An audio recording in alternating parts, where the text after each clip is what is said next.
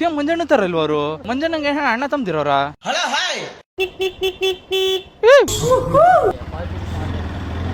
ಎಷ್ಟಿಟ್ಟಿದ್ಯಾ ಕಾಸು ಡೆಪಾಸಿಟ್ ಮಾಡಕ್ಕೆ? 100 ರೂಪಾಯಿ ಡೆಪಾಸಿಟ್ ಮಾಡಕ್ ಹೋಯ್ತೀಯ? ಕೊಡಿಲಿ, ಪೆಟ್ರೋಲ್ ಹಾಕ್ಸ್ಕೊಂಡು ಓಡಾಡೋಣ ಸುಮ್ನೆ. ನನ್ ಕೊಡಲ್ಲ. 500 ರೂಪಾಯಿ ಕಳ್ದಾಕ್ಬಿಟ್ಟನಲ್ಲ. 500 ರೂಪಾಯಿ ಬೆಲೆ ಗೊತ್ತೇನಲ್ಲ ನಿಂಗೆಲೆ? ಮತ್ತೆ ಮನುಷ್ಯನ್ ಕಳ್ಕೊಂಡಿದ್ಯಾ? ಡೆಪಾಸಿಟ್ ಮಾಡಕ್ಕೆ 100 ರೂಪಾಯಿ ಪೆಟ್ರೋಲ್ ಖಾಲಿ ಮಾಡ್ಕೊಂಡು ಹೋಗ್ಬೇಕಾ? ನಂದಕ್ಕೆ ಮಾಡ, ನಾನು ಹಾಕ್ತೀನಿ, ನಿನ್ಗೆ ಫೋನ್ ಪೇ ಮಾಡ್ತೀನಿ. ಅಂದ್ರೆ 100 ರೂಪಾಯಿ ಟ್ಯಾಕ್ಸ್ ಆಗುತ್ತೆ ಅದಕ್ಕೆ.